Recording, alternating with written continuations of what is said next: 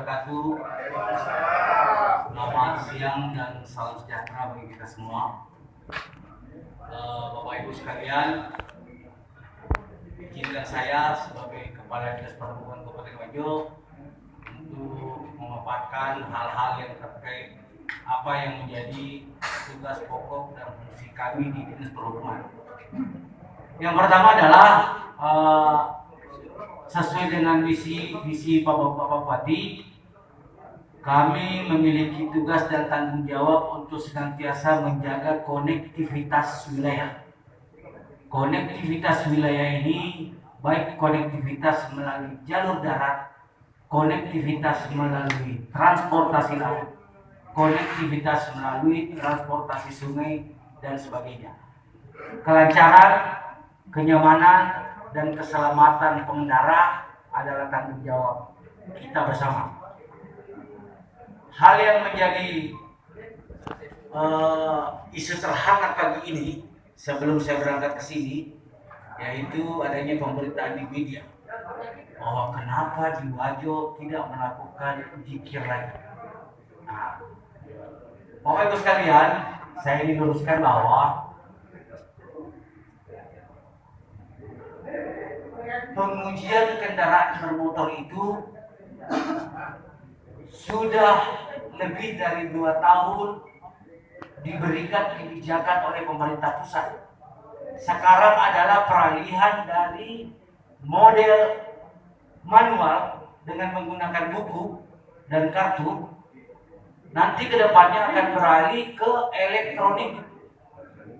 Jadi identitas kendaraan nanti akan terbaca melalui barcode yang terpasang di kaca mobil. Jadi tidak perlu lagi ada buku nanti bahwa mobil truk ini miliknya siapa, pickup ini di tesnya terakhir kapan. Tapi begitu HP petugas kami diperhadapkan dengan barcode tersebut, maka otomatis akan muncul bahwa kendaraan ini terakhir diuji kapan dan lulus uji, lalu selanjutnya diperiksa apakah ada perubahan atau tidak. Setelah kami melakukan persiapan, kami datang ke pusat untuk melakukan konektivitas antara peralatan kami dengan peralatan di Jakarta, karena komputernya di sini yang nyetel Jakarta. Nah, begitu kami menginput nomor register penguji kami, ternyata blank. Komputer menolak, aplikasi menolak. Disitulah baru kami sadar bahwa penguji kami itu mati care. Fakir mati care. Seharusnya penguji-penguji ini setiap 2 tahun dia perpanjang pengujiannya. Mungkin secara manual bisa dinegosiasi dengan petugas tapi begitu dengan menggunakan aplikasi tidak ada lagi negosiasi, langsung tertolak. Dan kami kalau tidak salah paling sedikit sudah 2 kali mendapat teguran karena adanya double care, karena adanya apa. Saya perlu sampaikan di sini peristiwa pelemparan yang di jembatan timbang yang kemarin heboh, yang telepon kami berdering siang dan malam.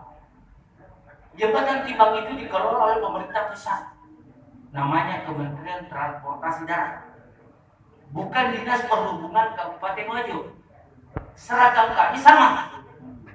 Persoalannya adalah teman-teman kadang tidak melihat logo kabupatennya. Begitu melihat baju kami sama, disebut bertindak arogan, melempari. Padahal yang di jembatan timbang itu Bapak Ibu sekalian adalah pegawai-pegawai negeri yang terdaftar sebagai pegawai pusat yang bertugas di Kabupaten Wajo. Bisa juga dan sebagainya. Kenapa mereka perketat kemarin? Karena ini kita akan menuju ke zero odol pada 2023. Odol itu adalah overdimensi dan overload. Bertambah panjangnya dan bertambah tingginya. Ini yang banyak. Bapak Ibu sekalian bisa saksikan di jalan-jalan sekarang, peredaran truk itu yang dipanjangkan itu kurang lebih paling sedikit 1 meter. Ada yang 1,7. Bapak Menteri Perhubungan sudah mencanangkan 2023 nanti zero. Masa relaksasi sudah dilakukan kurang lebih 2 tahun. Kemarin kita sudah mulai belajar bertindak tegas. Himbauan sosialisasi sudah kami lakukan di Tanduk Tedong kemarin. Saya ulangi, di sini kemarin tindakan tegas sudah dilakukan dengan melakukan pemotongan. Jadi mungkin kita di Wajo ini sosialisasinya nanti akan kami bilang dulu bahwa kelebihan panjangnya sekian. Kalau Anda mau dapat kartu bukti lulus uji elektronik, silahkan potong dulu sepanjang sekian. Jika Anda tidak potong, maka barcode kami tidak kasih. Barcode tidak kami kasih, maka Anda akan diberhentikan di jalan-jalan kemanapun tujuan Anda. Menyangkut pelayanan pengujian kita di sini, seperti apa yang saya sampaikan tadi, solusinya adalah kami sudah mendatangkan penguji yang memiliki integritas. Seorang taruna lulusan sekolah pengujian di Malang. Kami pindahkan insya Allah minggu ini surat-suratnya sudah deal, sarana prasarananya kita sudah siap, komputernya kita sudah siap, kemarin sudah connect dengan pusat. Begitu kita masukkan nomor register penguji orang baru ini, langsung connect. Yang lama ini tertolak terus, fakirnya kita mati care. Kepala dinas baru tidak ngerti, baru tahu ternyata ada 15 tahun tidak diperpanjang. Untuk baik cepat kita ketahui dan insya Allah sudah tertangani. Mohon doa restu Bapak Ibu sekalian, mudah-mudahan di bulan 7 nanti Bapak Bupati akan melakukan launching perdana penggunaan bukti lulus uji elektronik yang akan dilaksanakan di kantor kita di Dinas Perhubungan. Hal lain yang menyangkut bidang tugas kami adalah yang sering menjadi isu, kapan terminal pindah? Sering. Saya mundur sedikit bahwa awalnya terminal itu diklaim adalah milik pemerintah provinsi. Kami harus mondar-mandir Makassar untuk mengurus karena sudah terlanjur Bapak Bupati merencanakan di sana akan dibangun ruang terbuka hijau. Tiba-tiba muncul klaim bahwa itu milik pemerintah provinsi. Solusinya adalah kami menawarkan barter. Lahan di kantor kami di Jalan Seri Gading itu kami serahkan 1,5 hektar kepada pemerintah pusat, pemerintah provinsi lagi. Dan kegiatan rencana pembangunan ruang terbuka hijau ini, kapan perpindahannya kami tinggal menunggu kontraknya jadi. Berita acara penyerahan terminal ke Dinas PU sudah kami siapkan, hanya belum kami serahkan. Kenapa? Jika kami serahkan, maka kami tidak boleh lagi melakukan kegiatan di terminal, termasuk pemungutan retribusi di dalam terminal. Kami memiliki target PAD 1,2 miliar per tahun yang harus kami capai. Insya Allah sampai dengan bulan ini kita sudah mencapai 50%. Mudah-mudahan kami bisa mampu untuk 100% di akhir tahun. Terminal ini setelah kontraknya jadi, berita acara kami serahkan ke PU, ditandatangani kami, maka segala aset yang ada di terminal itu bukan tanggung jawab kami lagi. Kami serahkan ke sana. Jadi tolong kalau ada besi hilang, kursi hilang, apa hilang, ya bukan kami lagi. Agak gatak betul di kertas ialah. Kalau ada, telah kami serahkan dengan PU dan aset. Hal lain isu yang sering menerpa Dinas Perhubungan adalah persoalan pungli parkir. Ini juga saya laporkan kepada Bapak Ibu sekalian bahwa petugas parkir kita yang resmi, setiap bulannya kami perpanjang surat tugasnya. Lagi, setiap bulan kami buatkan surat tugas. Jadi tidak ada surat tugas per tahun. Dan mereka dibekali dengan ID card, rompi, dan tanda pengenal lainnya. Hanya saja maaf saja, tahulah teman-teman petugas di lapangan,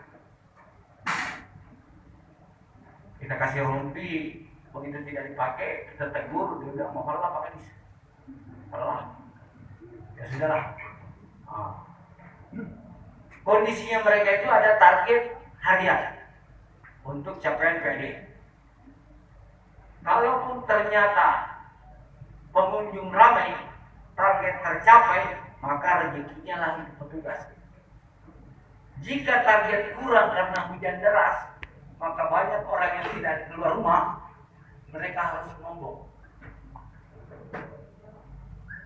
Kenapa harus terjadi seperti itu? Mereka ini tidak kami gaji. Mereka ini bertugas tidak digaji. Yang penting dalam pikiran kami adalah target pendapatan asli daerah yang ditargetkan kepada kami harus kami capai dengan berbagai cara agar supaya pembangunan yang dibicarakan Bapak Bupati di Kabupaten Bandung ini bisa terlaksana. Yang terakhir barangkali menyangkut bidang tugas kami di Dinas Perhubungan adalah Pelabuhan Bangsa Lain. Pelabuhan Bangsa Lain Siwa itu sekedar informasi kepada Bapak Ibu sekalian, ini sudah di center sama pemerintah pusat, Balai Transportasi, dan itu sudah terjadi di seberang, di Kolaka. Jika kita pemerintah tidak mampu mengelola dengan baik pelabuhan kita itu, maka pemerintah pusat akan mengambil alih pelabuhannya, berarti mengambil alih pengelolaannya. Mengambil alih pengelolaannya, maka pemerintah daerah akan kehilangan lagi satu sumber pendapatan asli daerah. Itu saja sementara gambaran dari saya. Selanjutnya akan kita diskusikan bersama. Mudah-mudahan apa yang menjadi masukan, pendapat dari Bapak Ibu sekalian bisa menjadi mendorong bagi kami untuk bekerja lebih baik lagi. Terima kasih. Assalamualaikum warahmatullahi wabarakatuh.